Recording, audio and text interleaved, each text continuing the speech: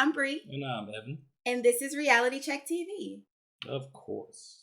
Here's where we discuss some of our favorite reality shows to watch together as a couple. So if you love reality TV like we do, make sure to subscribe to our channel and hit that notification bell so you can get notified anytime we post a new review. It's easy as 1, 2, 3. Just hit it. Yes. And make sure you like this video immediately, right now. Just get it out the way. Okay.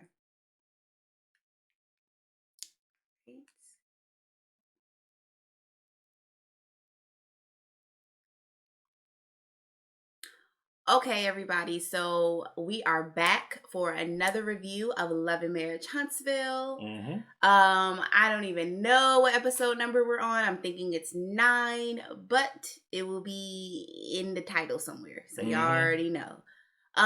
We have a couple of things, couple of opinions from this episode, as always. Yeah, let's get into it.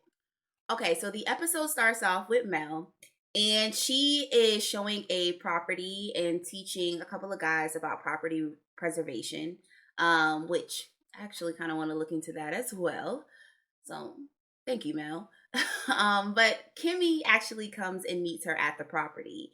And of course, Mel introduces Kimmy to one of her resources, who is Keith, who is a realtor. And Mel just mentions, like, she knows that Kimmy is, going through the recovery process right now, and she's about to start chemo. So, or is she about to start chemo, or she already went through chemo? She's still going through it, still a process. Yeah. I think we're still kind of sort of going through this process right now, but anyways, she is starting to feel better, look better, and just wants to get back into the workforce. And so Mel wanted to go ahead and make that connection between the two. And this is also an opportunity for Mel and Kimmy to catch up since the tea. So they talk about the tea, and Kimmy asked Mel, how do you feel like it went? Mel said that she felt like it went really well. Kimmy also asked, well, were you expecting all of that negative energy from that old lady? Like, what was going on there? And Mel was like, no, I had no idea that she had an issue with me. And we're talking about Stormy's mom.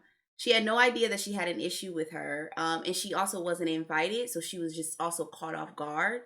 But Mel kept it real cute and said, like, she's trying to just water the relationship between her and Stormy. And as much as they continue on this season to try to throw Mel the bait, Mel is not taking it. This woman has not one time said anything negative about this girl yet. And I know that that's what they're itching for. And I know that's specifically what Stormy's wanting. So she can have a reason, because she's fishing for a reason. Mel's not going to give it to her. And she's not going to give them the satisfaction. And I think it's just so hilarious that she's just really keeping it cute. And just like, oh, like, it's fine. Like, I didn't know, but we can work on it. Good job, Mel. Good job. Stormy's lightweight. Right.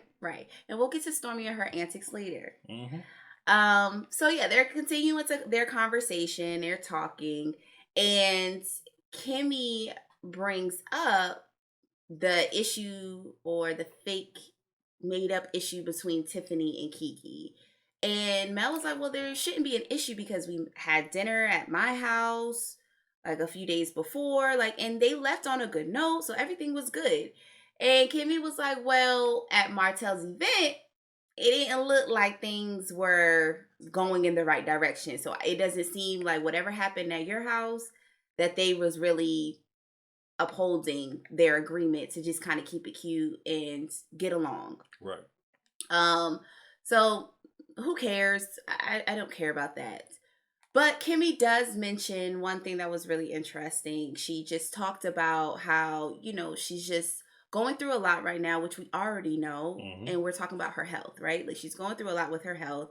And so when it comes to like petty drama and all of that extra stuff with the girl, she said, I don't really care. So she said, I don't know what happened at Martell's event, because I I don't really care. And I got my own issues to deal with, and I'm just trying to be in a positive headspace. And she said the biggest challenge in her life is happening at home. And we're going to get into that too later.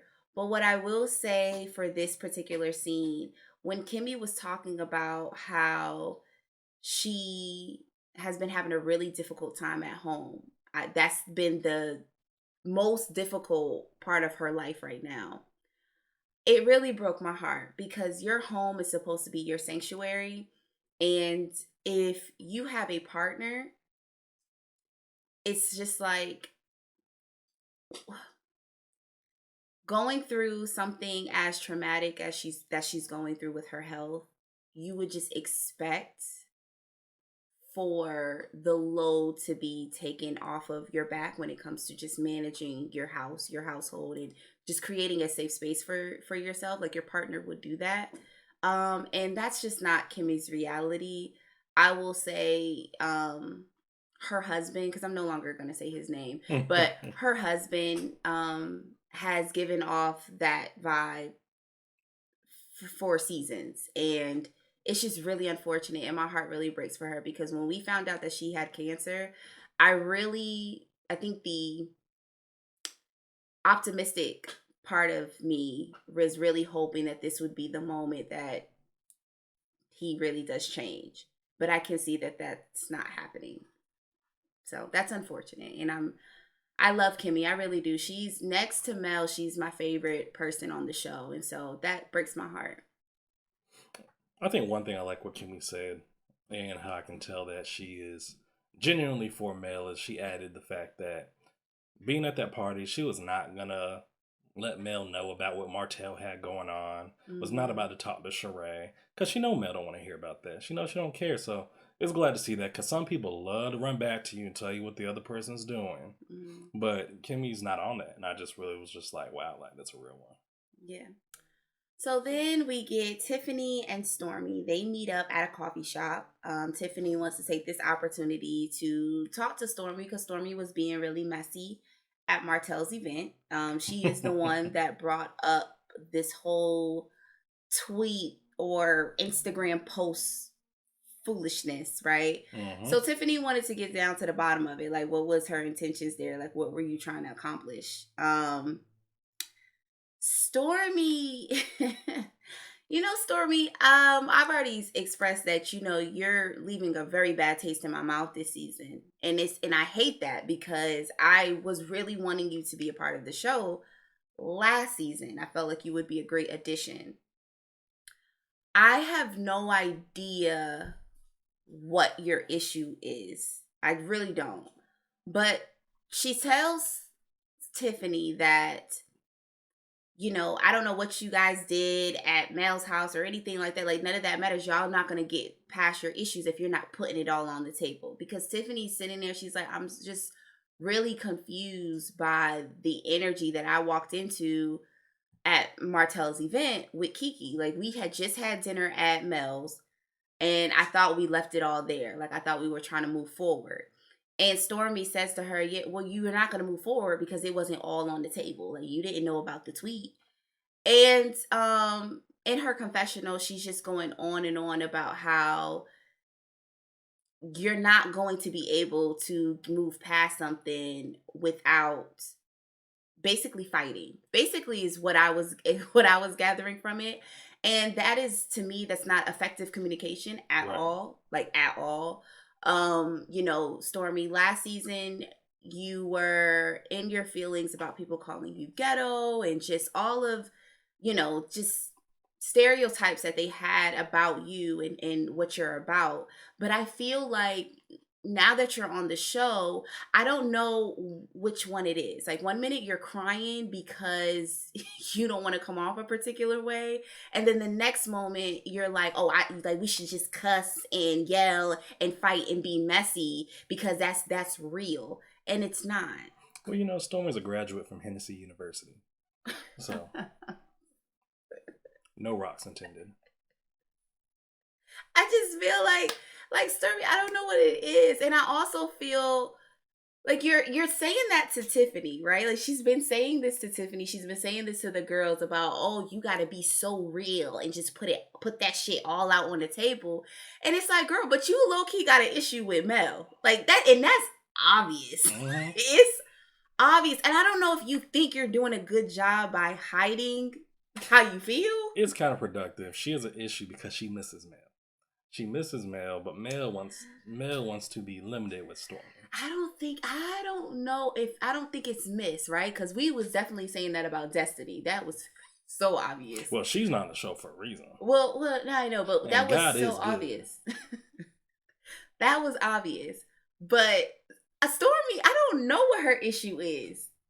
I don't know what her issue is. I really don't. I think it still stems from, like I said, after that last reunion, Mel did her usual take time away from everybody, and Stormy took offense. I think it's bigger than that. And I'm not saying, by no means am I saying that Mel did anything, right? Because not some of the time, she don't even be doing that to these people, but they still have an issue with her. Mm-hmm. But you're the one that said last week that, Mel makes more money than her. She got more successful businesses and this, that, and the third. And I was like, I'm not going to speak to that because I don't know. But I'm kind of like, they are in the same lane right now because Mel has her skincare line. Yeah, Mel has different things. I really feel it's one of those things where outside of Kimmy, let's just call it a thing. We got Stormy and Letitia. I don't know if Kiki has an issue with Mel. I don't think so. No, I don't think so. Okay, let's stay with Stormy and Letitia. The thing is this: the envy what comes with Mel is the fact that Mel moves at her own beat. Mel rose from a divorce from, as you call him, a terrorist, and has all these businesses, doing all these guest speakings. Mel has all these opportunities.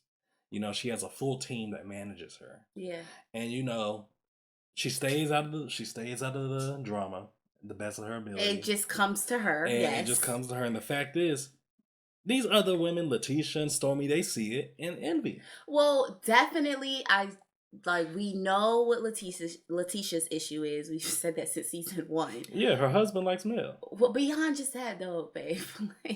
Beyond that we know what Letitia's issues have been. But Stormy, I'm now starting to feel like is it that? Is it a more of a competition type of thing? I don't know. Or maybe you just flat out don't like her, right? That's fine too. That is totally fine. You don't want to like somebody, fine. Whatever. You don't have your reasoning, fine. But what you're not going to do is continue to be on this show and play in our face like you really don't have an issue with her. And that's weird because you keep throwing little underhanded shots and you're being very passive aggressive. And I've accused Mel of this too. Like Mel can be passive aggressive at times, right? In the past, we have seen that. But Stormy is doing it every time we see her. But then in the same breath, you're talking about how you're so real and you want shit to be put out on the table. It just doesn't make any sense. Because at the end of their conversation, of Tiffany and Stormy's conversation, Stormy brings up again that she brings up the tea, of course. And I think Tiffany asked her, well, what's going on with you and Mel? Mm-hmm. And Stormy was like, well, I just found it weird that Miss Nell was bringing up this weird energy between me and Mel. But basically when I said it, it was like, nobody knew what I was talking about. So I was like, so you do have a problem with mm-hmm. her. And so Tiffany asked, and she's like, no, I don't I'm moved past, I'm fine. There's nothing, I don't feel any way. I have no feelings about it. And I was like, I feel like you do. And if you don't, you're doing a horrible job mm-hmm. at not caring because right. It seems like you care a whole lot. And you purposely brought your mom to that event mm-hmm. to cause a ruckus for no reason. And it was just kind of and I'm saying no reason if I'm going based off of you saying you don't have an issue with her. You would only do that if you have an issue with her. Right. And you said your mom got off what she needed to say, but you clearly, you feel away. Mm-hmm. So which one is it, Stormy? Are we real or are we fake? Which one is it? Give it to me because I'm very confused. and you're being very annoying, and I don't like it. You know, Tiffany also took this opportunity to get her up to speed on the conversation that she had with Sheree at Martell's event. And Stormy was just kind of like, basically, like, you can't do that. Like, you was asking really invasive questions. And I know some of you guys may feel like Tiffany was wrong last week as well. I'm not saying that she was right, but I enjoyed it. So y'all better not act like y'all didn't enjoy it. Well, the thing is, too, people can't act like Tiffany bullied Sheree because she asked Sheree. Bully. When I say that, like, the thing is, she came up to her and Sheree answered the questions. There was not like I don't feel like nobody was bullied. Not bullied, but pushed. Nobody was pushed. But what I'm saying is, Sheree answered the question. She's a grown woman. She answered the question, so people can't come at Tiffany thinking like she did something wrong when she just asked questions. She asked questions. She asked questions that needed to be asked. She did the job that needed to be done. Nobody else was doing it. Everybody else lives in a delusional world. Like, this is a real relationship, A, and B, like, we're not going to address the elephant in the room that you're with someone that has a reputation of being a horrible person. So why would we not ask? But I know y'all feel a way. I know some of you guys feel a way about what Tiffany did. I'm not saying that it was right, but I'm also not saying that she was wrong. So we had a good time. That's all I got to say about that.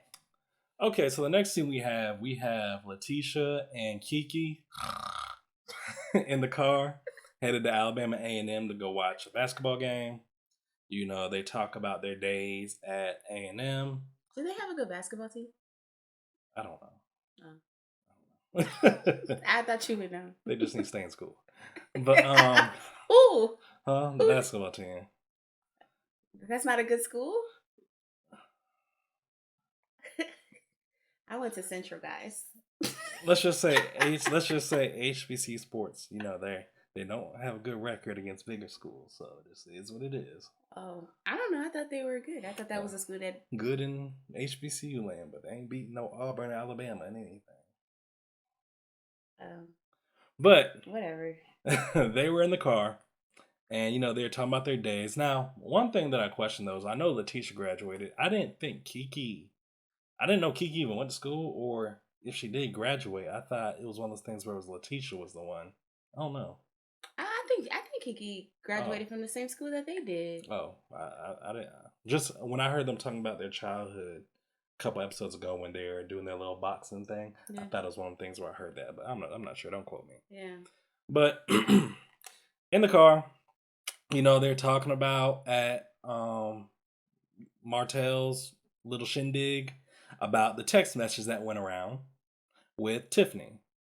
That's a whole mess itself. I'll be honest with you. It was the text message the screenshot of the screenshot. Yeah, we don't care though. Yeah, we I'll be honest with you. I don't care. I believe what Tiffany said, how she liked it because it said keep Kiki. Right. I really feel that's why she did it. Right. But you know, some people love to reach. People love to reach for drama, and I don't believe Tiffany was on that time. I mean, let's just call a thing a thing. You know, Kiki is having the time of her life right now. She has been trying to get on this show probably since she found out that her cousin was going to be on TV. So what she's doing, she's sitting in her confessional. She's coming up with her little one-liners. Like, she's trying to have a moment. I don't know if she's gonna like think that she's about to be like a major cast member. I don't know, but it's so fake and phony. Like, I could picture Kiki at her house every day, like writing down like little Kiki's auditioning for a spinoff, right? That she feels she gonna get, that she's not getting because she's boring. It ain't funny. And it's coming off so fake. Like, even when she's in her confessional, like, I feel like she's reading a teleprompter. Like, girl, we don't care about this tweet. We don't care about you or your cousin. Now I know why you and Letitia are cousins. Because they were both talking the same nonsense in the car. Like, they're both delusional. Girl, it's so fake and phony. I'm done. So, also in the car, they go from talking about the text message, the irrelevant text message we don't care about, to they're talking about Tiffany. Letitia was talking about how she's getting tired of Tiffany, about hearing about Tiffany and her comments about her marriage. Yeah. Because Tiffany questioned Letitia's position in her business with her husband. You know? I mean, and I would question it too. I mean, your husband literally stripped your desk and moved somebody in there without telling you. That's all that needs to be said, to be honest with you. She's mad at Tiffany for questioning the same things that the whole world questions that watches this show. She also accused Tiffany of spreading rumors about her marriage. Something about, like, Letitia keeps bringing up, I guess, that Tiffany asked or said a comment about her not knowing where Marceau is, or what he's doing, and all this other stuff. But I'm like, every person that watches Love and Marriage Huntsville or is in Love and Marriage Huntsville has literally asked the same questions. So I don't know what she's talking about by spreading rumors, because she's not spreading rumors. I mean, I believe in the past seasons, we've had pictures of somebody's back laying in a bed, which bringing probably up that Marsau. Probably Marsau. Because I'm gonna tell you, because it's funny, because I think Marsau gets a kick out of this, because I think gets a kick out of stuff. Because remember they had that infamous photo all together, what, at a strip club or something like that. Yeah. Then they get this picture about somebody's back laying in a bed, and then there's stuff about social media, and it's like Marsau gets a kick because he knows Letitia's not going to go nowhere. And he knows how to shape the narrative and draw the story, because he knows Letitia's not going to go nowhere. Because in his mind, he's trying to say to Letitia, it's the media. They're all everybody wants to take our relationship away because we have a great marriage. So all that noise you're hearing, they're just trying to break us up. You can't let us break us up. You know, that's what Marsau's selling there. You know, Letitia's just dumb as hell. And, you know, despite that, there's a lot of people with degrees who are stupid. Seriously. They really are. I know that. You know, there's therapists who are stupid, who have no common sense. Now, listen, I know one. Listen. But, one too. But Marsau gets a kick out of this.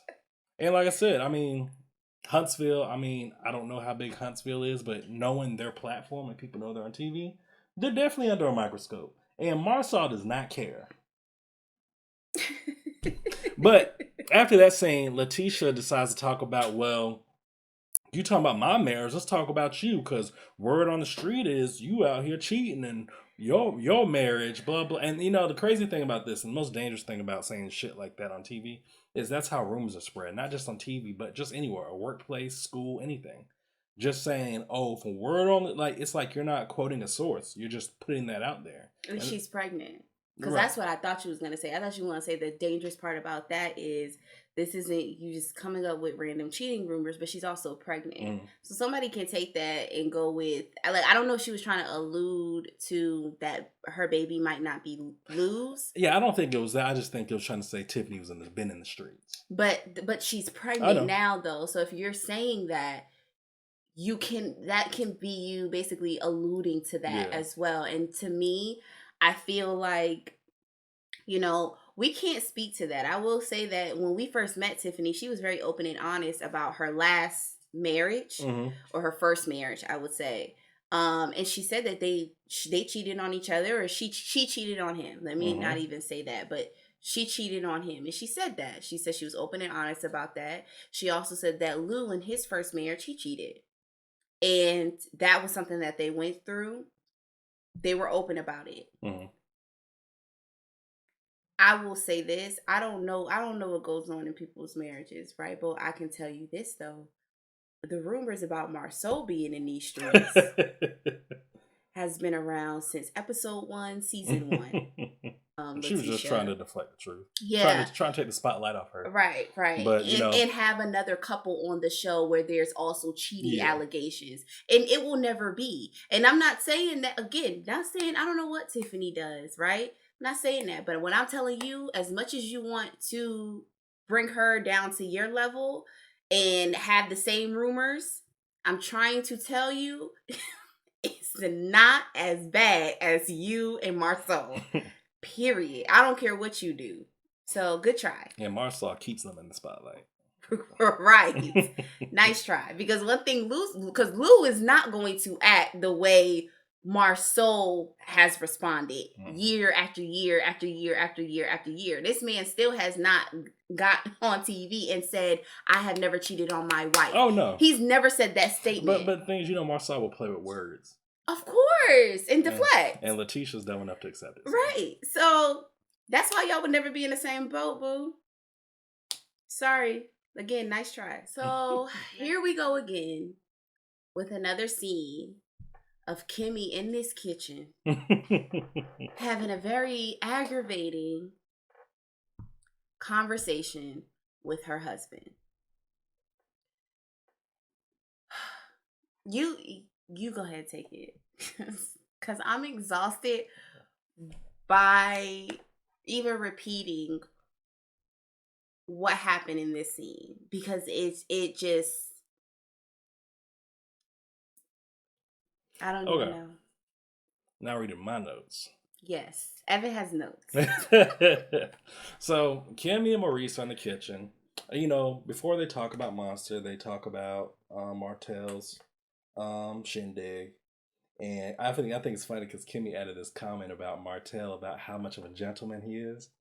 She claimed one day she was out at the store, and I guess she was by her car putting in groceries, and Martell drove by, got out the car, and helped her.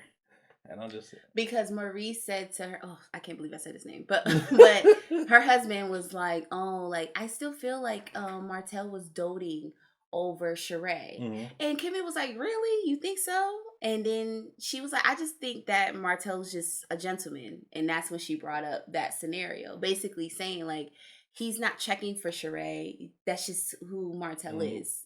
And let me add the whole stop in to help friend's wife or girlfriend with stuff. I mean, that's so basic. I've helped my friends before, girls who I've seen out, or even if I'm going to visit a homeboy and they girl need help getting something. I mean, it's so basic. Opening car doors, holding the door open. That's basic. Very basic. Next.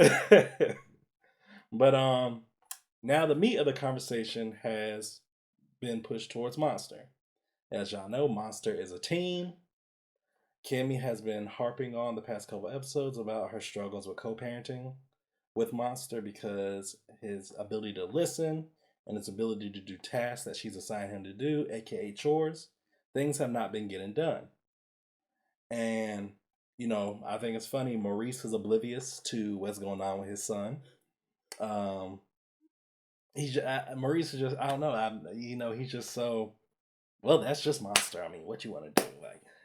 Anyways, Maurice claims that he has Monster in a boot camp to help solve all these listening and discipline issues. But myself being a former college athlete, it sounds like he has Monster in football training camp. Yes.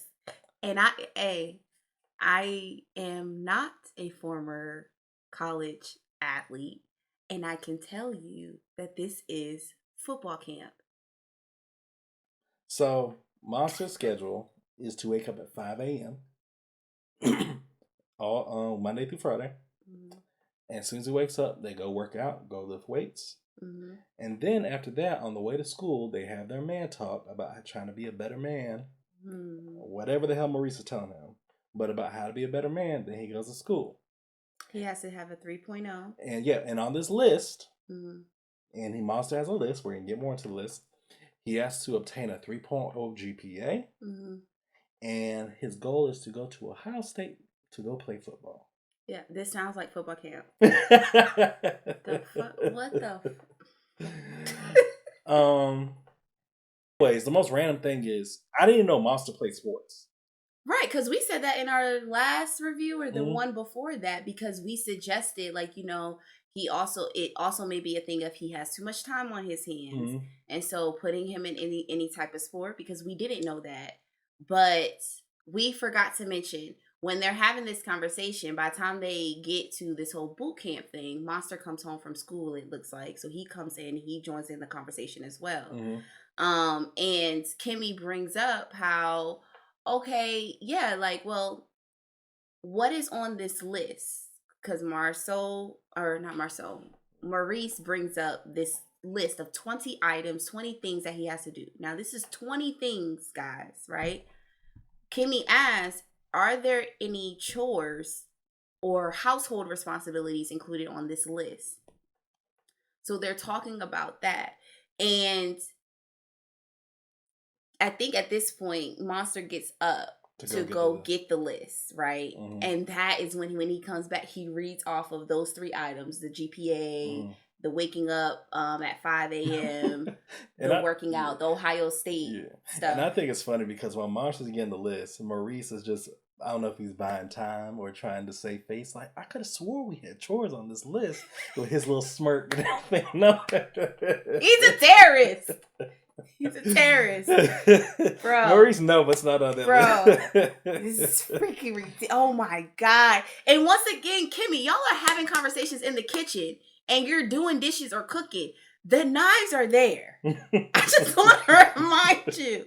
I want to remind her. You're in the kitchen. There's so many things to reach and grab because this is ridiculous. I mean, even down to right before he went to go get the list, I think Maurice got up and put something in the dishwasher. And Kimmy was like, oh my God, like, you're putting something in the dishwasher? And he was like, I always put stuff in the dishwasher. And she's like, when have you ever? That it's down to the point where she'll come into the kitchen early in the morning. There'll be a bowl right next to the sink. And I don't know if this is a man thing. I will say you don't do that particular thing to me often. Do what? Like the whole just sit a dish next to the sink. No, I put stuff in the sink. Yeah, and you do wash dishes. I will say that. Is it the way I want all the time? No. But you do wash the dishes. Washed. You do wash the dishes. I will say that. But that type of foolishness would irk my soul. Like, it would irk my soul. No. So, chores was not on the list. And Monster, and I guess Monster and Maurice were on the same tune during this conversation. Because they both claim the Kimmy, I mean, but it's a given. So, why would it be on the list? How's it a given if they're not even getting done? That's the part Kimmy's like, you're saying it's given, but it's not being done at all. Which means it's not a given. It's not funny. This would aggravate me. Oh my gosh. And so, they further talk about, Kimmy talks about how the chores need to be prioritized with the football, the weightlifting, blasey blasey. And Maurice is like, well, Kimmy, if it's important to you, we will get it on the list. And she's like, if it's important to me. Wait, did he say we'll have another list? No, this was after. Oh, okay. This was after. Okay. He said, if it's important to you, Kimmy, we will put it on the list. And Kimmy's like, if it's important. And Maurice puts this little smirk again over there looking like a little mouse. It's like, I don't know. And here's the next comment. Yeah.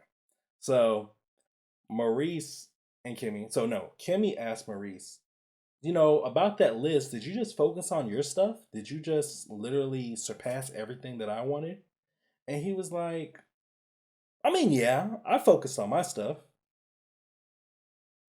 I don't know about your stuff, but I focused on mine. Did he say, yeah, because it's more important to me? Yeah, it's more important to him. To me. And Maurice is saying this with a clear face, like he thinks it's like so, like wow. On a serious note, I will say when Monster was in the kitchen with them and the 3 of them were having a conversation, Monster said, I think Kimmy asked, like, well, the whole consequence thing, like, whose are harsher or whatever. But Monster said that he feels like Kimmy's consequences are harsher. And again, it just speaks to what Kimmy's frustration has been this entire time. Maurice is not raising his son. He's not disciplining his son at all in any way.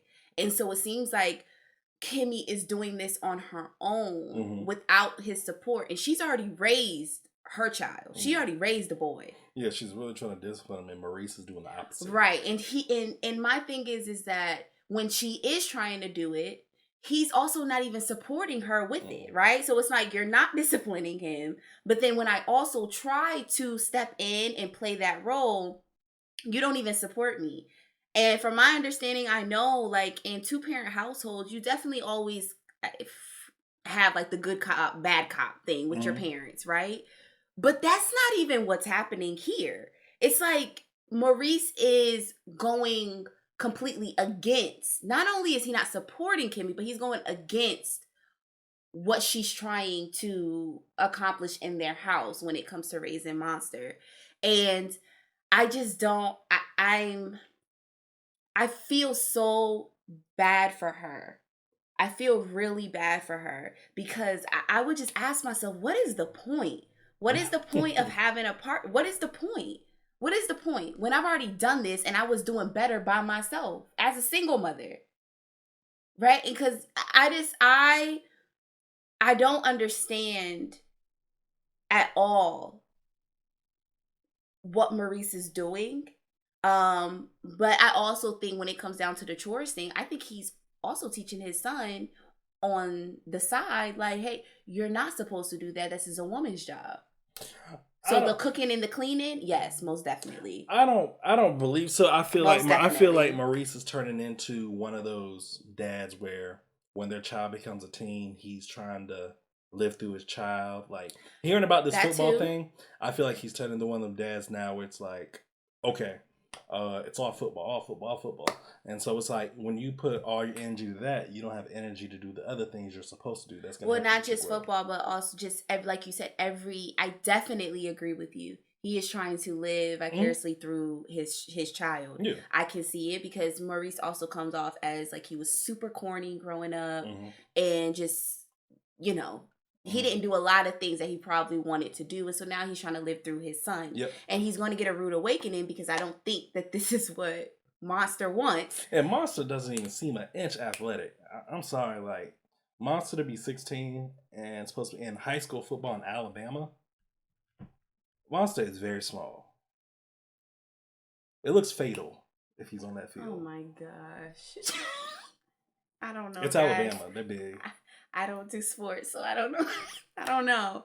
But what I will say is it just seems like it's that, him trying to live through his son, but then it is also, this is what a woman or a wife is supposed to do. And I'm saying that because it would be one thing if Monster wasn't doing his chores and it was like all focused on football or all focused on business development or school or whatever, right? But Maurice also doesn't do these things. Like Maurice doesn't clean. Maurice isn't being a supportive husband when it comes to managing the household. Maurice is like he's a Scott brother. Well, you know, and I think Kimmy knows that. That's why I feel like she's implementing her own stuff because she sees some bullcrap with Maurice. The laziness and feels like he doesn't have to do certain things. So I do feel like Kimmy, with her consequences with Monster, is to discipline him to make him the opposite of Maurice. Because that's what I feel like she probably did with her son. Yeah, right? I feel like she's trying to bring that over. Right. With Jalen, it was like you have to be an independent individual. Yeah. Like, right? Like you don't wait around for a woman to cook for you. You gonna learn how to cook. You gonna learn how to clean. That's how you can be an actual functional adult. So I think those life lessons is what she's poured into her son, and she is trying to pour that into Monster. But Maurice is going against that because he doesn't believe in that. But I think it's funny though for Monster to say about her penalties being harsher. Yeah, I feel like Monster is kind of gaining some respect for Kimmy because. Oh yes. And I feel like that's going to go a long way to get him on the right road because he's gaining respect because it's like he knows Kimmy cares. Right. So for her to give him penalties for stuff. Right. I feel like Kimmy's gonna get him on the right road. Right. I agree with that, but it's only gonna go but so far if his father. But as getting older, I know that. But as getting older, despite Maurice is his biological parent, I feel the more that respect grows, I feel like Monster's going to. I feel like he'd eventually follow Kimmy more. Yeah, if Kimmy don't leave. No, seriously, and Kimmy don't leave because would you stay and deal with this foolishness? I'm just saying, if Kimmy don't leave, then yeah. But listen, And even with that, with the freaking list, with the consequences thing, she even asked, so what are the consequences to the items that's on the list? Like, if he doesn't do it, what happens? Yeah. And there were no consequences. It's all... This would be a hard no. Oh, and Marcel called Tiffany a Karen, which you use Karen in the wrong context. I'm tired of y'all saying Karen too. That doesn't even make any sense. Because she was even like, you're saying that because I'm half white? He was like, no. So then why are you saying it? That doesn't even make any sense. So that was the last scene of that episode. I'm sad it had to end that way, but it looks like there's gonna be some retribution next episode. I want Lou to smack a couple. Smack a couple who? Huh? Smack who? The Scotts. Both brothers. I mean, this episode, all in general, we'll call it it's a terrorist episode. Look like, but thank you. But y'all let us know what y'all think in the comments. Definitely want to hear it. Don't forget to like and subscribe. Be sure to watch next week's episode. We're gonna watch it too. We're gonna review. You have any last words for the viewer? No. Let me know if you guys watch Summer House on Martha's Vineyard. We also have those reviews up. I think we're a couple of episodes in, so make sure to get caught up on that. If you're not watching the show, you should get into it. It's pretty entertaining. Surprisingly. And we just also wrapped up our Put a Ring on It. So I don't know if you guys watched that. More than likely you do. If you watch Love and Marriage Huntsville, you're probably watching Put a Ring on It. So that season's over. So make sure to, go binge watch those reviews as well. Well, y'all know how we do. We appreciate y'all. We will definitely see y'all next week. Stay safe in these streets. Bye.